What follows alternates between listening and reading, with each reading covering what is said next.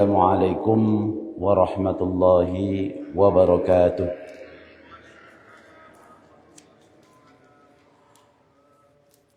Alhamdulillah, alhamdulillahi ala ihsanih, wasyukru lahu ala taufiqihi wa amtinanih, wa asyhadu an la ilaha illallah wahdahu la syarika lah, ta'ziman li sya'nih. وأشهد أن محمدًا عبده ورسوله الداعي إلى رضوانه صلى الله عليه وعلى آله وأصحابه وأعوانه وسلم تسليمًا كثيرًا. أما بعد، فيا إخوة الإيمان أيها المسلمون والمسلمات أعزني الله وإياكم أجمعين، أوصيكم ونفسي بتقوى الله عز وجل faqad faza al-muttaqun. Jamaah sekalian yang dimuliakan Allah Subhanahu wa taala, alhamdulillah pagi hari ini kembali kita bisa melanjutkan kajian ba'da subuh kita setiap hari Ahad, dan juga kita bersyukur ini sudah akhir bulan Dzulqa'dah. Artinya sebentar lagi kita akan masuk bulan Dzulhijjah. Sebelum kita mulai kajian, ada pesan dari Nabi SAW bahwasanya tidak ada hari-hari yang lebih baik dan lebih aku cintai daripada 10 hari awal bulan Dzulhijjah. Amalan yang paling Allah cintai. Sampai sahabat-sahabat Nabi itu bertanya, tidak juga jihad ya Rasulullah? Tidak juga jihad, kecuali orang yang berjihad kemudian dia pulang dengan membawa mati syahid. Artinya amalan-amalan di 10 hari pertama bulan Dzulhijjah itu adalah amalan-amalan yang memiliki keutamaan yang luar biasa, dan termasuk hari-hari yang sangat istimewa. Bahkan Allah Subhanahu wa taala bersumpah dalam surat Al-Fajr, wal fajr wal layalin ashr.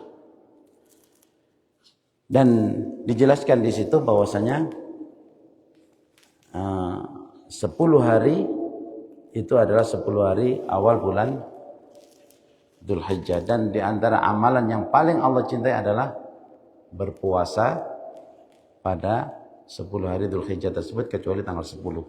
Jadi puasa itu seyogyanya mulai tanggal 1 Dzulhijjah sampai nanti tanggal 9 Dzulhijjah. Kita siapkan. Kalau tidak, paling tidak nanti tanggal 9 Dzulhijjah jangan sampai terlewat. Gitu. Kemudian juga amalan yang lain adalah yang jelas ibadah haji. Itu tidak ada balasan yang lebih baik bagi haji yang mabrur kecuali surganya Allah Subhanahu wa taala. Kemudian bagi kita berkorban, ya. Maka kalau sudah berniat untuk berkorban, mulai besok juga ada hal-hal yang perlu diperhatikan. Jangan sampai kita sudah niat berkorban masih motong kuku, cukur rambut. Kalau mungkin cukur, potong kuku sekarang, ya. Mulai besok, ya sunnahnya seperti orang ikhram itu, ya. Nggak boleh potong kuku, nggak boleh cukur rambut dan seterusnya. Kalau pakai minyak wangi boleh. Kalau orang ikhram kan nggak boleh. Cuman itu ya, itu yang perlu diperhatikan. Jadi kita siapkan ya untuk mengingatkan kembali bagi yang belum berkorban bisa gabung di sini ya. Sudah berapa sapi Ustaz? Masya Allah, nanti mudah-mudahan banyak yang bergabung lagi. Baik, untuk selanjutnya kita lanjutkan kajian kita dari kitab Al-Adabul Mufrad. Pagi hari ini kita sampai pada hadis kan yang ke-248. Masih di bab berlapang dada atau bersikap ramah. Ada hadis 247 hampir sama, saya tidak baca, itu sudah kita bahas pada minggu yang lalu. An Abdurrahman ibn Jubair ibn Nufair haddatsahu anna abahu haddatsahu annahu sami'a Muawiyatan yaqul. Dari Abdurrahman ibn Jubair ibn Nufair, ia menceritakan kepadanya bahwa ia mendengar sahabat Muawiyah radhiyallahu anhu pernah mengatakan, sami'tu minan nabiy sallallahu alaihi wasallam kalaman nafa'ani Allahu bihi. Aku pernah mendengar dari Nabi sallallahu alaihi wasallam suatu perkataan atau nasihat. Kalam itu ya berarti kalimat yang berfaedah, yang bisa difahami gitu ya. Yang mana kalam tersebut memberikan manfaat kepadaku dengan sebab perkataan Nabi tersebut. Nah, jamaah sekalian yang dimuliakan Allah Subhanahu wa taala, perlu kita cerna ketika sahabat Muawiyah mengatakan kalaman nafa'ani Allahu bihi. Bagaimana suatu nasihat, suatu kalam atau pesan itu bisa memberikan manfaat? Yang pertama adalah harus kita memahami, ya, harus kita pahami apa yang kita dengar tersebut. Kita itu sudah berapa ayat kita baca kalau Al-Quran itu ya. Kenapa? Seakan-akan hanya terbaca saja, lewat begitu saja. Karena banyak di antara kita memang belum memahami bagaimana mau melaksanakan kalau tidak faham. Mungkin banyak hadis yang telah kita dengar, kita baca. Maka yang pertama harus faham supaya kita bisa mengambil manfaat dari pesan tersebut. Nah, ini sahabat Muawiyah dan seluruh sahabat Nabi seperti kemarin Abdullah bin Zubair dan seterusnya. Itu sampai bersumpah di atas mimbar, dia akan melaksanakan pesan dari ayat tersebut karena memang demikianlah keimanan para sahabat Nabi sallallahu alaihi wasallam. Ya, ketika ada pesan dari Nabi begitu. Nah, ini salah satu pesan Nabi kepada Muawiyah yang bisa memberikan manfaat kepada Muawiyah. Dan ini nanti kita harus mengambil manfaat juga. Ya. Apa perkataan tersebut? Apa nasihat pesan tersebut? Kata Muawiyah, sami'tuhu yaqul, aku pernah mendengar Nabi SAW bersabda. Au qala, atau Muawiyah mengatakan, sami'tu Rasulullah sallallahu alaihi wasallam. Ini perawi itu ya, perawi hadis seperti Imam Bukhari ini. Ada keraguan sedikit, dia mengucapkan sami'tuhu atau sami'tu Rasulullah, itu disampaikan. Bagaimana amanah ilmiah yang dipegang betul oleh Imam Bukhari. Padahal maknanya sama juga. Tapi di dalam meriwayatkan ada keraguan, dia bilang sami'tuhu atau sami'tu Rasulullah sallallahu alaihi wasallam. Itu disampaikan. Padahal maknanya sama persis ya. Yaqulu Rasulullah sallallahu alaihi wasallam bersabda, innaka idza taba'ta ribata fin nasi afsadtahum. Sesungguhnya kamu wahai Muawiyah kalau mengikuti keraguan, sesuatu yang ragu. Dalam apa? Dalam bermuamalah. Dengan siapa? Dengan manusia. Afsadtahum, maka itu akan merusak mereka. Jamaah sekalian yang dimuliakan Allah Subhanahu wa taala, bagaimana bentuk keraguan? Di antaranya adalah akibat dari keraguan itu adalah suudzon, berburuk sangka. Dan ini yang paling banyak terjadi. Ya, kalau kita dalam bermuamalah dengan manusia, apalagi dengan keluarga kita, tetangga kita, sahabat kita, muamalah dengan seperti ini bisa menghancurkan mereka. Kalau kita punya anak bisa menghancurkan anak kita. Kalau kita punya suami bisa hancur gara-gara kita. Kita punya istri, gara-gara perbuatan ini, istri kita juga rusak dan hancur. Punya tetangga juga demikian. Bagaimana contohnya? Contohnya kita punya anak. Kita punya anak, kemudian ada uang hilang di rumah. Yang di rumah yang nggak ada kecuali dia, istrinya, dan anaknya. Kemudian kita menuduh anak kita. Kamu yang ngambil uang saya, gitu. Kamu yang ngambil uang ayah. Maka kalau kita sudah suudzon dan sudah menyampaikan masalahnya itu, kalau hanya masih dalam hati kan belum apa-apa. Tapi kalau sudah ada buruk sangka, kemudian disampaikan kepada anak kita, kita menuduh anak kita. Tapi ada buktinya, Ustaz. Kalau ada buktinya itu bukan suudzon. Contohnya apa? Itu ada sidik jarinya di uang tuh. Memang orang tuanya polisi kali ya.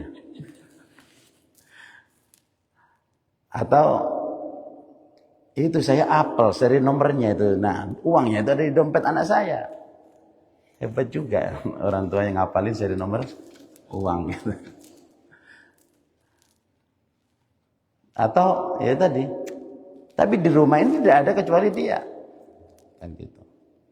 Nah, hal-hal seperti ini bisa jadi anak itu ketika sudah buruk sangka kemudian sudah disampaikan. Apalagi kalau orang lain tahu. Anak ini bisa jadi menjadi pencuri beneran nanti. Gara-gara ucapan kita. Dia bisa berpikir, daripada saya dituduh oleh ayah saya begini, sekalian saja. Nah, ini kita kan menolong syaitan untuk melakukan hal tersebut. Gitu. Kan bisa jadi kalau uangnya hilang. Mungkin bapak-bapak biasa kadang lupa naruh. Ya kan begitu, bisa jadi. Apalagi yang sudah rambutnya putih kadang-kadang lupa. Padahal sudah habis dibuat ngopi bersama kakak. Bisa jadi kan gitu. Atau bisa jadi apa? Keselip. Tadi lupa keselip. Karena Indonesia ini kan suka itu. Bisa jadi diambil tuyul gitu. Tapi bisa jadi enggak? Pada zaman Nabi aja ada. Kan kejadian ngambil uang zakat, harta zakat. Ya kalau di Indonesia mungkin beras kayak gitulah. Bisa nggak? Berarti setannya bawa karung. Ya terserah gitu. Yang jelas pada zaman Nabi itu sampai ditangkap itu. Sampai yang ketiga diajarkan kalau pengen aman bacain ayat kursi kan gitu. Dan itu disampaikan ke Rasulullah. Adapun baca ayat kursi benar, tapi perkataan itu tidak pernah benar. Hanya orang Indonesia itu aja kreatif. Kalau yang suka ngutil, suka ngambil uang manusia namanya tuyul kan gitu. Kalau suka nakut-nakutin apa? Gendruwo kalau orang Jawa ya. Kalau di sini nggak tahu.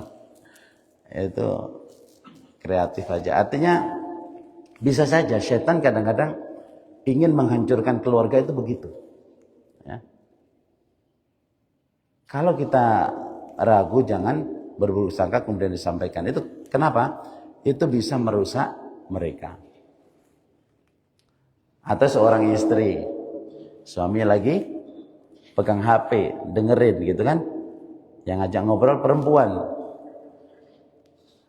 papa selingkuh ya, nah gitu, ribut gitu. Ya Pak Haji ya, padahal itu operator yang ngomong. Kebetulan operatornya perempuan gitu.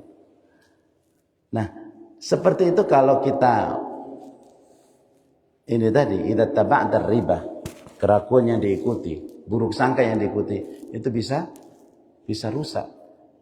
Coba kalau suami di ngomongin begitu terus di rumah, bisa-bisa selingkuh beneran. Waliyadzubillah gitu kan. Ada orang yang seperti itu. Karena apa? Itu setan kalau sudah seperti itu, dia ngomporinnya pinter, caranya begitu. Innaka idza taba'ta riba fin nasi afsadtahum. Jadi sekali lagi jangan sampai kita bermuamalah itu yang lapang dada lah, ya, yang ramah gitu. Kalau memang tidak ada bukti, jangan sampai seperti itu. Yang paling sering biasanya kepada anak, terus terang yang kepada anak. HP dibuka, dilihat di history, ternyata ada hal-hal yang dibuka enggak senonoh umpamanya. Kita langsung aja kemudian ke anak kita. Tanya dulu dengan baik. Kalau ditanya, kenapa kamu lihat seperti ini? Buka aurat dan seterusnya. Kan nggak boleh ini. Oh, saya tidak buka. Nah, bisa jadi tadi dipinjam kawannya, tetangganya, kemudian seperti itu. Jangan sampai kita langsung kalau ada bukti atau dia ngaku, baru kita beri nasihat. Ya, kalau dia apalagi minta maaf gitu, baru nanti kita beri arahan yang benar. Tapi kalau dia tidak mengaku, bisa jadi benar, tapi tidak boleh langsung kemudian kita langsung memarahinya gara-gara itu saja. Karena ini sekali lagi, ini sabda Nabi loh, ya. Karena ini difahami oleh sahabat Muawiyah. Afsadtahum. Sesungguhnya kalau kamu mengikuti keraguan dengan berburuk sangka dan seterusnya, maka itu bisa merusak mereka. Fa inni la attabi'u ar-ribata fihim. Maka aku dalam bermuamalah dengan manusia, la attabi'ur riba. Aku tidak akan mengikuti sesuatu yang tidak pasti, yang ragu. Kenapa? Fa ufsidahum. Kalau itu yang aku lakukan, maka itu akan merusak mereka. Nah, ini kalau bukan karena memahami apa yang jadi pesan Nabi, nggak mungkin mengatakan seperti ini. Ya seperti anak tadi, seperti itu ya. Jangan kemudian langsung kita menuduh kemudian menyampaikan, terus apalagi kalau bahasa orang sekarang reputasinya jadi rusak kan gitu. Sekalian rusak kan gitu. Sama juga ketika kita sebagai seorang guru, kita di pesantren. Nah, kalau ada bukti ya itu bukan sesuatu yang ragu, tapi sesuatu yang pasti. Ini kalau bermuamalah dengan manusia. Nah, sekarang kalau bermuamalah dalam diri kita sendiri, itu juga menjadikan kita tidak salah dalam melangkah. Kalau tadi kan urusannya dengan orang lain, sekarang dengan urusan dengan kita. Dalam ibadah kalau kita ragu, sudah kentut apa belum? Kayaknya ada yang keluar, Ustaz. Berarti ini kan ragu. Maka Rasulullah menyampaikan apa? Ya sudah, kalau seperti itu, ada suara enggak? Nah, suara kentut kan khas gitu ya. Atau ada bau enggak? Kalau enggak ada, yakinlah belum kentut. Walaupun itu seakan-akan ada yang kentut. Termasuk tetesan air kencing.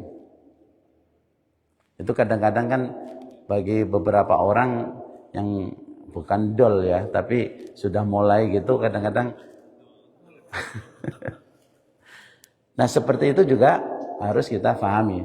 Dan seandainya itu tidak bisa lepas, maka ada sesuatu yang ma'fu kalau sedikit kalau dalam kaitan dengan najis. Nah itu seperti itu. Jadi kita juga sehingga tidak langsung membatalkan. Ya. Karena memang ada yang ragu di situ, termasuk sholat jumlah rakaat. Tadi berapa rakaat? Kalau sendiri enak, kalau jadi imam yang bingung. Serius? Ini 3 atau 4, gitu kan? Ya sudah, ambil berapa? 3. Paling kalau salah ada yang tasbih di belakangnya. Oh berarti sudah 4, gitu. Duduk lagi, gitu ya. Nah itu kalau kita ragu 3 atau 4 dan seterusnya seperti itu, ambil yang yakin, yaitu yang 3. Kalau 2 atau 3 ambil yang 2 dan seterusnya seperti itu. Nah kalau kita ragu, Ustaz, tadi saya sudah wudu belum ya? Kira-kira sudah wudu belum? Sudah wudu belum? Kalau kita sudah wudu atau belum, berarti tadinya belum wudu. Berarti hukumnya adalah belum wudu gitu. Tapi kalau keraguannya tadi sudah batal belum, berarti orang-orang ngomong sudah batal atau belum, berarti tadi sudah wudu. Maka kalau tidak ada yang meyakinkan, maka ambil, oh belum batal. Nah, seperti itu. Tapi kalau yakin sudah batal, kan ada tanda-tandanya. Oh tadi sudah kentut, nah, dan seterusnya. Oh tadi sudah pipis, dan seterusnya seperti itu. Fa inni la attabi'ur ribata fihim fa ufsidahum. Maka di sini sekali lagi sahabat Muawiyah itu dari pesan Nabi tersebut beliau mengatakan, maka aku tidak mengikuti keraguan termasuk dalamnya suudzon dalam bermuamalah dengan mereka. Dan kita tahu Muawiyah ini adalah sahabat Nabi yang menjadi khalifah pertama Bani Umayyah, dan beliau terkenal dengan ketegasannya. Karenanya aku tidak ingin merusak mereka. Jadi keraguan itu bisa merusak mereka, apalagi dia seorang hakim, apalagi dia seorang pemerintah yang dengan jari telunjuknya bisa banyak memutuskan perkara. Dengan tanda tangannya bisa menjadikan keputusan yang harus dilaksanakan. Maka hal seperti ini perlu sekali difahami hadis-hadis seperti ini. Jadi itu ya, mudah-mudahan satu hadis saja pagi hari ini, tidak banyak kita fahami. Jadi dari sini ambil ya manfaat ketika kita ngaji. Kan kita seminggu ini banyak nih. Ketika ditahsin, satu ayat saja difahami, terus pengen dilaksanakan gitu. Itu kalau setiap minggu sekali, sebulan ada 4 ayat. Kalau yang dibaca kan banyak. Terus tadi pelajaran-pelajaran yang lain banyak ya, jadi pinter kita insya Allah kalau ikut kajian terus di Masjid Qubatimah ini gitu. Oleh karena itu sekali lagi, ini apa yang disampaikan oleh sahabat Muawiyah ini fahami dengan baik.